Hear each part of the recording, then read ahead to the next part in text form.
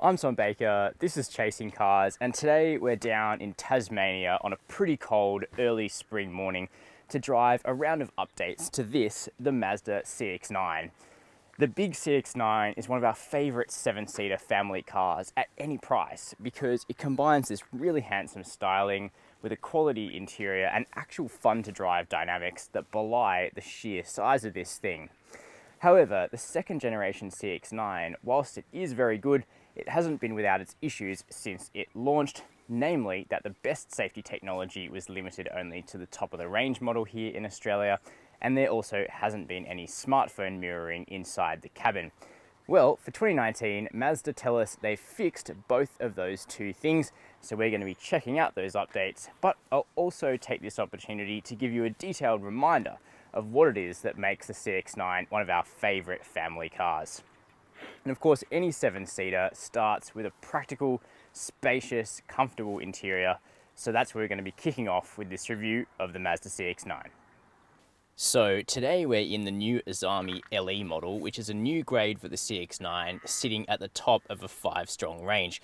And it's here in the LE that it's easiest to show you guys the changes to the CX-9's interior for 2019, because the LE starts with an upgrade to some really plush Napa leather seats in a deep chroma brown color. In some lights it looks tan, in other lights it looks dark burgundy. Either way, I think it looks really lush, and you can see that the brown color extends up here onto the dashboard where it contrasts nicely with the existing black finish. Material quality is a really big deal to the designers at Mazda, and you can see that you get this real aluminium that runs the breadth of the dashboard. That feels cold to the touch on a cold morning like today, which I think is really cool. But then they've also integrated some warm elements like the wooden trim, which is new for CX-9 in Australia down here. In the US, it is referred to as rosewood. They don't specify here in Australia, but I think it's pretty much rosewood. It looks really nice. In fact, the combination of colors, materials, and surfaces in the new LE model is really luxurious, and I think this car feels a step above its around $66,000 price. The lower models in the range have different finishes. In the GT and the Azami, you can get either black or stone-colored leather. The Touring has black leather, and then the base model Sport still keeps its black cloth finish.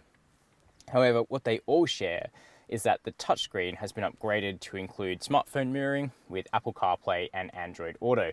You get this big 8-inch version in most of the models. The base model has a 7-inch one, but they all have CarPlay and Android Auto, and it's very refreshing to see it up here on a Mazda.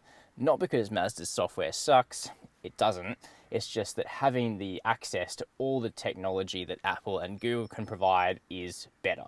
We've got Siri, you can integrate your own media, texting, calling, much easier. It's just a good upgrade. You also get a digital driver display on the Azami and the LE. It looks cool, it's very crisp, but because it doesn't display a full map, I'm not really sure that it's any better than analog gauges that it replaced. Practicality though is good in the CX-9, always has been. There's a big storage space ahead of the shifter, 2 massive cup holders, a big box between the seats, where you'll also find the new high-speed USB port, which you need to power smartphone mirroring, and there's also nice big door bins.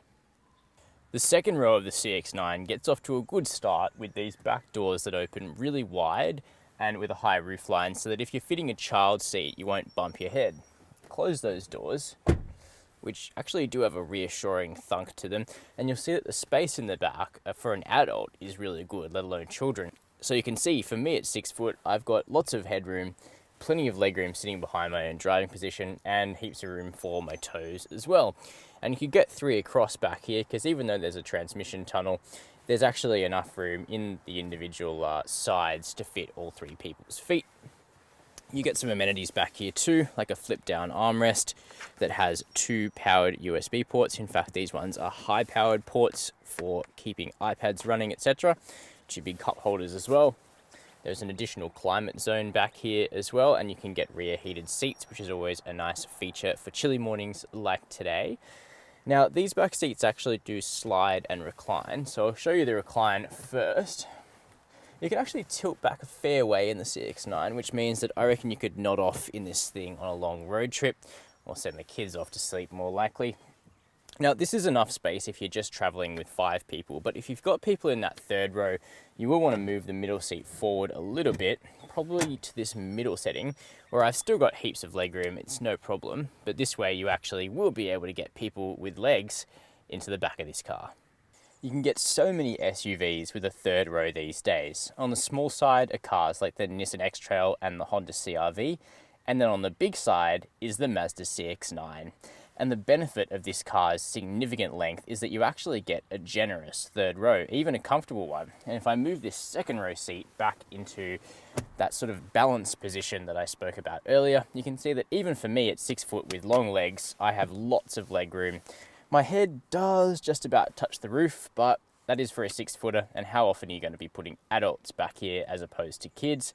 And one thing parents will really love is that the third row actually has side curtain airbags that extend all the way back here, protecting every single person in the car.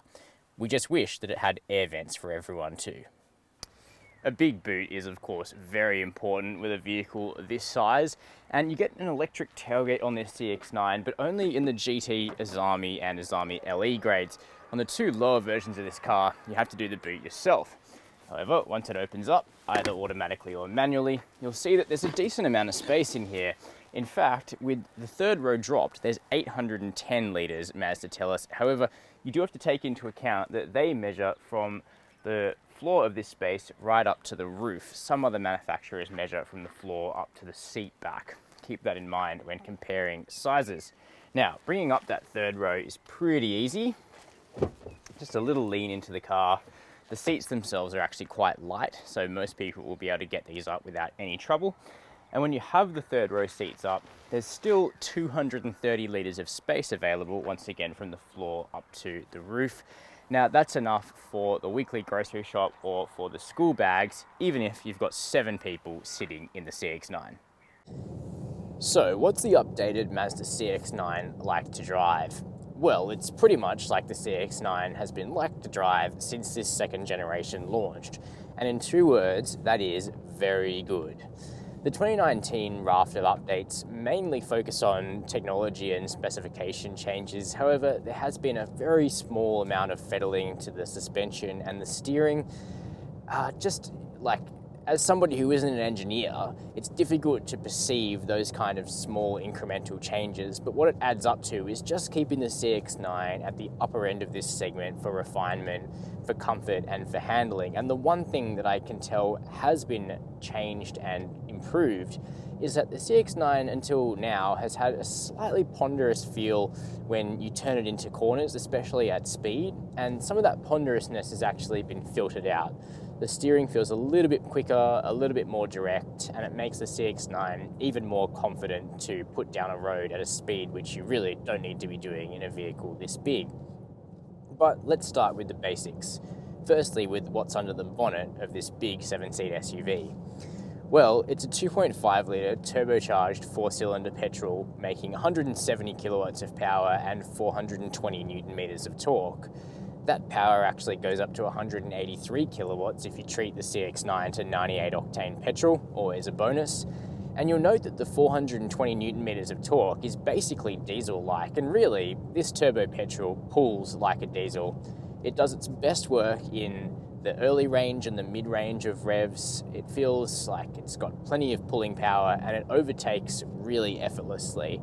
Out on a country road, you never find yourself wanting more power or more torque. And of course, there's never been a CX-9 diesel, but what Mazda have introduced recently is the CX-8, which is effectively a stretched 7-seat version of the CX-5, and that vehicle is diesel only. So if you want a 7-seat Mazda SUV with a diesel engine, you've now got an option in the CX-8. It's not the same car as the CX-9 though. The CX-9 is a bit bigger, a little bit more refined in our opinion, and definitely better looking. So in terms of being the flagship Mazda family car, the CX-9 is still it. But being petrol only, there is a penalty to be paid in terms of fuel economy, and we've found over several long road trips with the CX-9 over a couple of years now, you generally can't best 10 litres per 100 Ks, and around town you'll be looking more like 14, 15, so you'll need to factor that into your ongoing expenses with the car.